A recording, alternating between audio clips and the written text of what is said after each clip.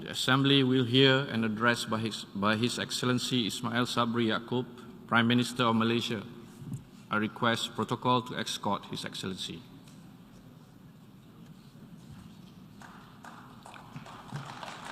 I have great pleasure in welcoming His Excellency Ismail Sabri Yaakob, Prime Minister of Malaysia. I invite him to address the Assembly.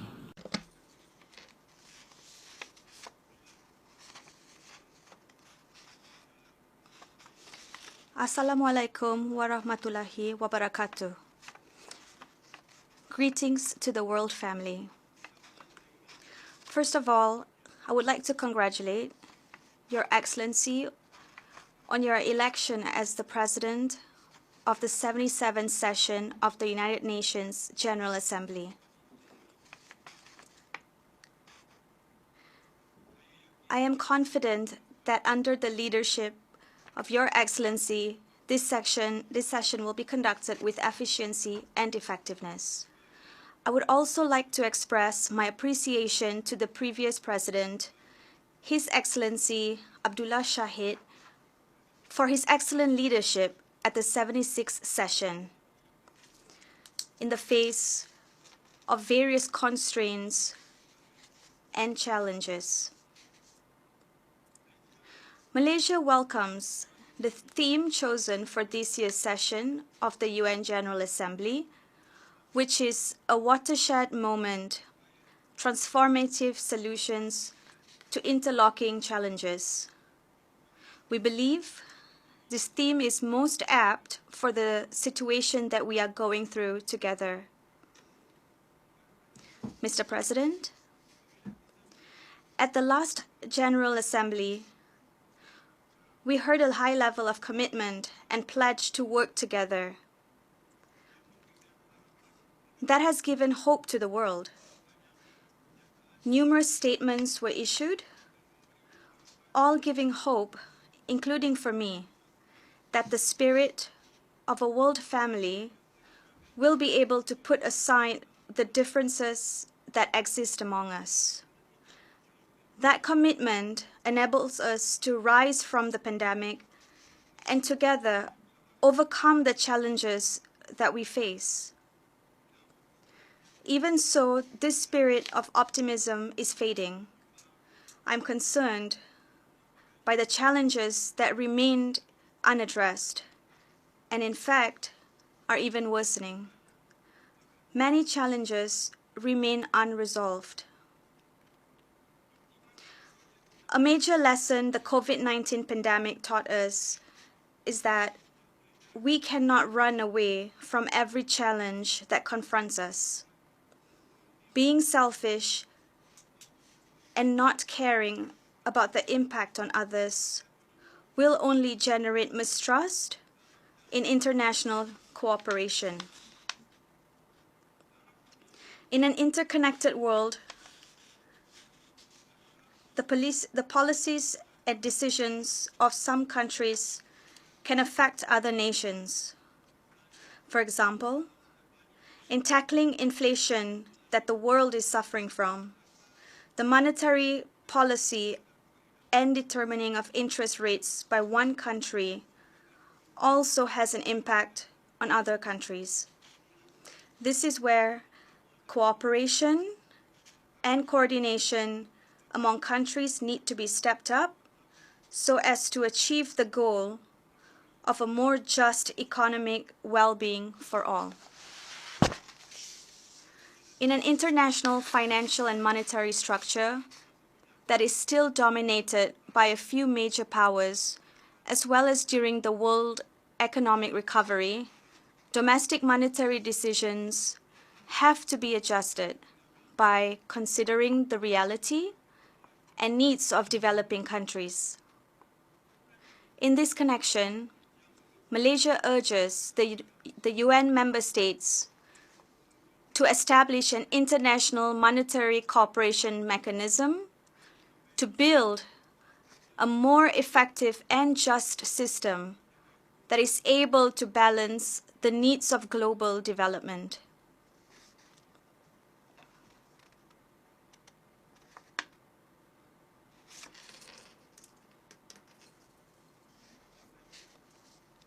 Mr. President, the UN Charter and international laws are there to promote the peaceful settlement of disputes between countries. The charters and laws set the limits of a country in pursuing its own interest. Based on the principle, Malaysia opposes violations. This is the truth that we should not forget. Conflicts will only result in negative effects for the world. It is due to conflicts that we are now facing various problems, such as lack of nutrients and food resources. In facing this, Malaysia calls on all countries to emphasize the issue of food security to guarantee sufficient food resources for all. Mr. President, the UN Charter and international laws are there to promote the peaceful settlement of disputes between countries. The Charter and the laws set the limits of a country in pursuing its own interests. Based on that principle, Malaysia opposes violations of international laws, including the principle of sovereignty and territorial integrity of any nation.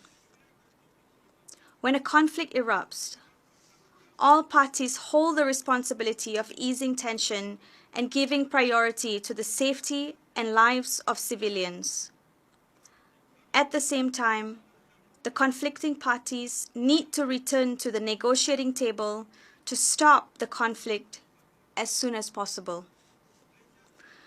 Malaysia does not agree with the isolation of a country from international organizations. Such a measure is against the principle of multilateralism and hinders dialogue. The price to be paid for a war is high. This is proven by the situation experienced by Ukraine. The effects are felt not only by the people and the country, but also by the world. This conflict has threatened peace, global security, and the economy, and undermined food security. Malaysia welcomes the creation of the Sea Route corridor that allows for the shipment of grain from Ukraine. This is a positive step in addressing the food security problem. In this regard, Malaysia would like to reiterate its insistence that all countries, especially the major powers, refrain from creating isolation blocks that will only push the world towards a Cold War. The world needs to realize that peace can only be achieved through dialogue and negotiation. As for the occupied Palestinian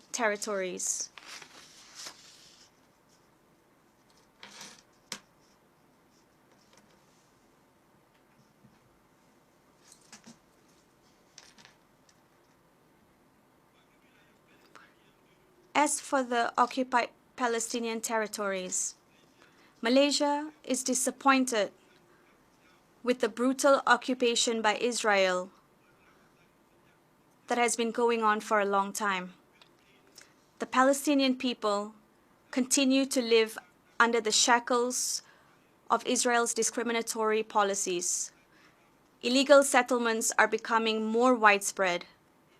This is against international law, including Security Council Resolution 2334. The most basic rights of the Palestinian people continue to be denied.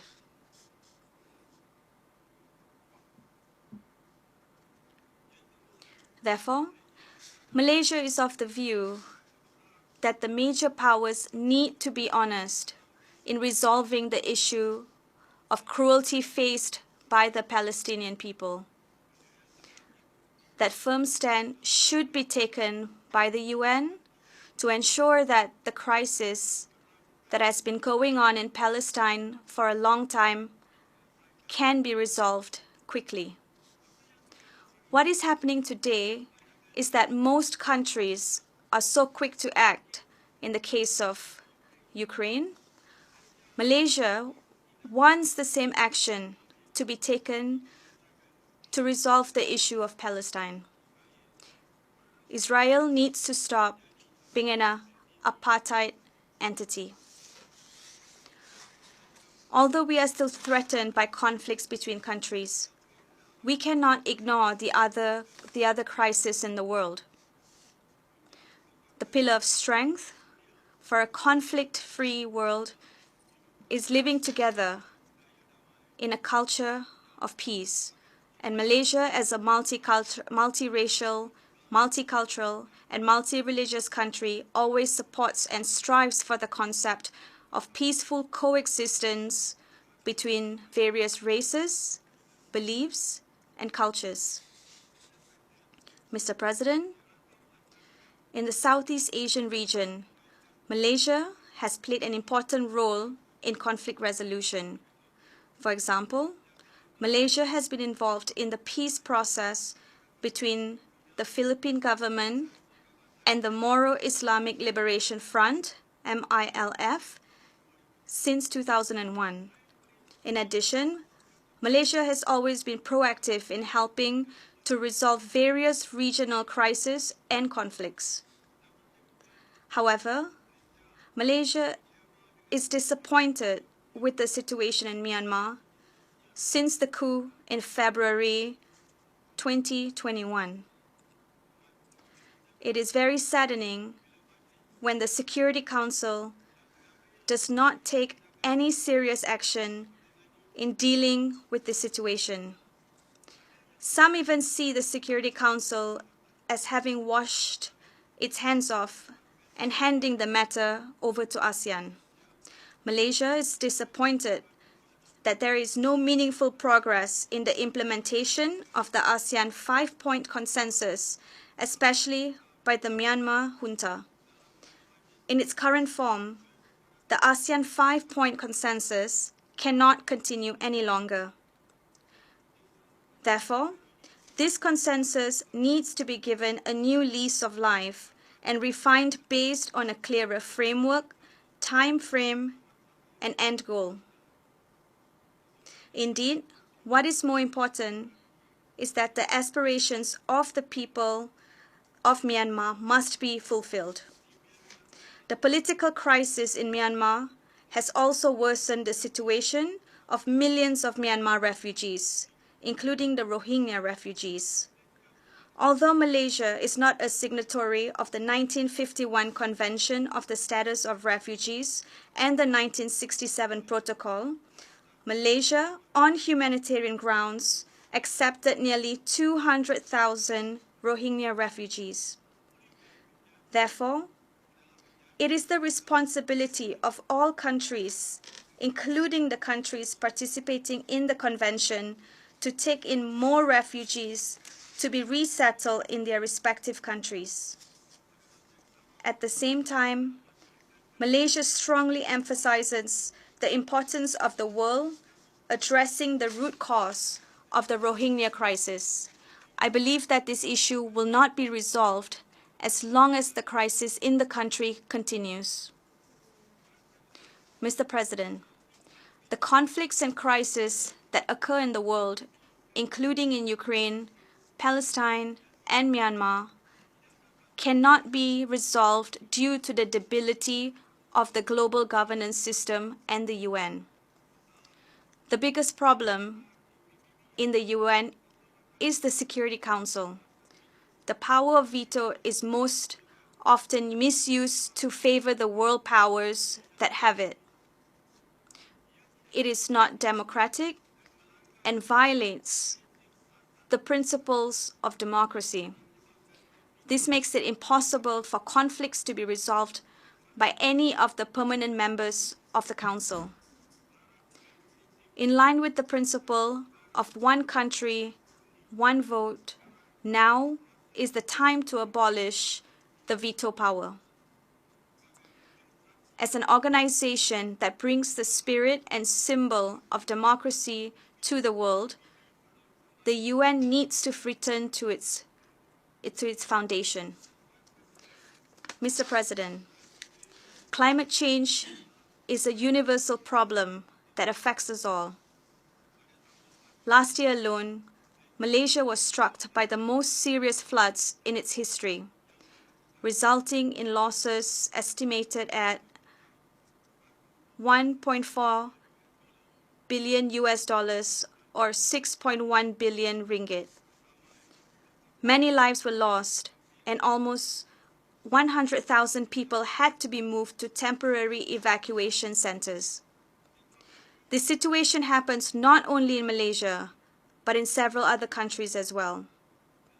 Clearly, mitigation and adaptation measures need to continue. The fact remains that developed countries must bear the responsibility of increasing aid for developing countries by fulfilling their commitment to providing a yearly allocation of $100 billion unconditionally. This will help realize actions taken against climate change that should have been implemented since 2020.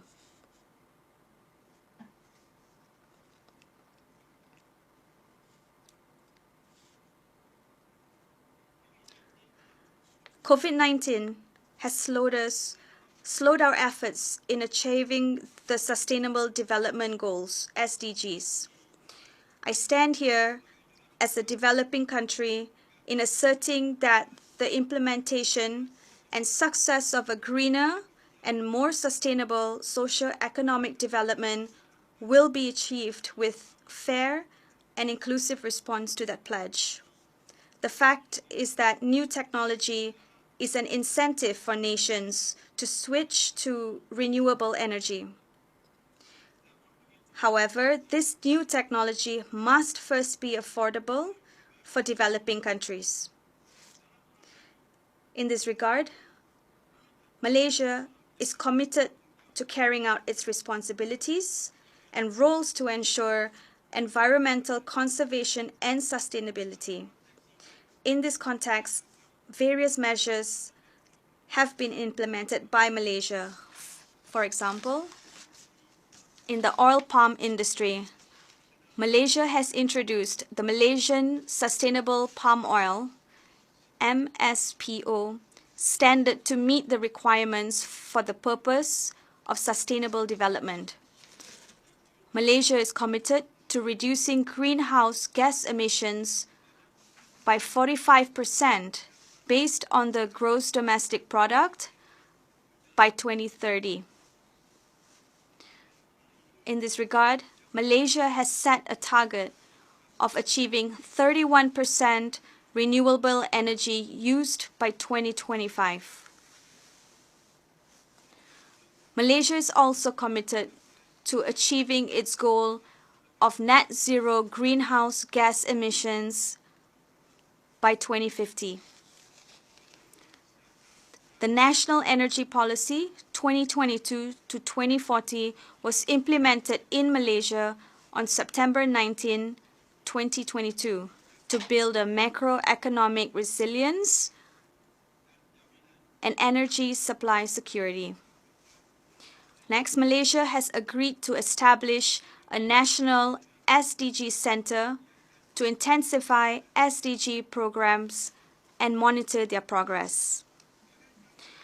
As one of only 17 biodiverse countries in the world, Malaysia is aware of its responsibility to maintain and preserve its natural resources for future generations. During the Earth Summit in 1992, Malaysia pledged to maintain at least 50% of its land mass under forest and tree cover. 3 decades on, Malaysia today still has 54% of forested areas in the entire country, This percentage will increase following ongoing aggressive reforestation measures. Not only Malaysia, but the world also needs to be more sensitive to efforts to achieve the Sustainable Development Goals 2030. In this regard, Malaysia welcomes the High-Level Political Forum, HLPF, on Sustainable Development next year. This effort is timely because it gives us the opportunity to look back at what has been achieved and what can be improved for the benefit of the world family. Mr. President, we all share the same concerns on all the issues that I have raised. Malaysia remains optimistic. I call on member states to play their respective roles in overcoming the challenges we face. However, we have to do it together as one big family, the world family. United we stand, divided we fall, and as long as we are united and strong together in shouldering this burden, I am sure we will succeed. Today, I invite the international community to work together by practicing the spirit of the world family in facing global challenges. With Bismillahirrahmanirrahim, Mr. President, Malaysia will continue to give its full commitment. Thank you. Peace be upon you. On behalf of the Assembly, I wish to thank the Prime Minister of Malaysia for the statement just made, and I request protocol to escort His Excellency. The Assembly